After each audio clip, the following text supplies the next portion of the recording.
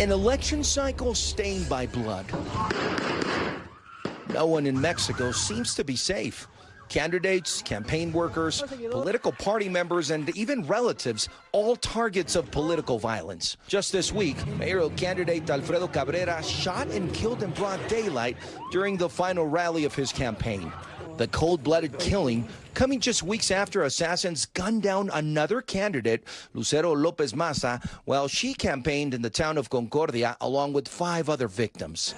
Local politicians killed by local gangs. We're talking about tens of thousands of candidates all over the country in very particular positions, in very local places where the gangs operate, and they're certainly much more the target of these gangs. The gangs are often fighting for control of local governments, working hand in hand with much larger criminal enterprises like the Sinaloa or Jalisco New Generation cartels. The criminal landscape in Mexico is really constituted by 200 to 300 different groups that control small colonias in various cities. And so if they find that a candidate is effectively saying that they will fight organized crime, they will certainly want to bring that candidate down.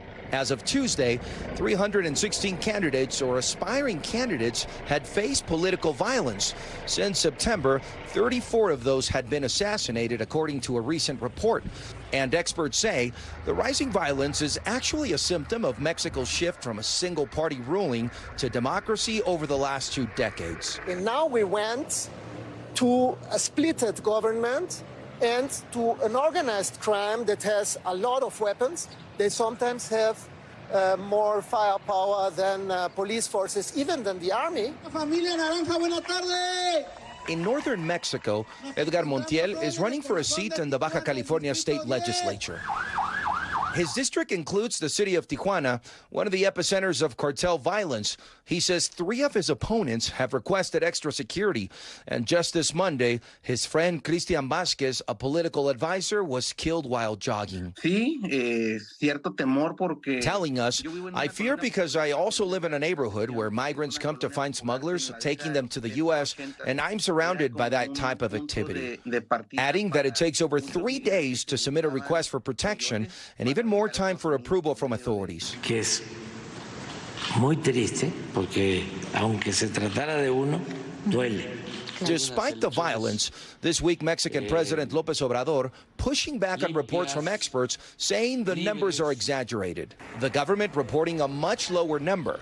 22 candidates or aspiring candidates killed this election cycle. Whatever accounts for the discrepancy, there is real concern among candidates with another assassination taking place this week. So far, more than 500 candidates have been given security or extra protection, according to the National Electoral Institute. Even the leading presidential candidate, Claudia Sheinbaum, was recently stopped by a group of masked men.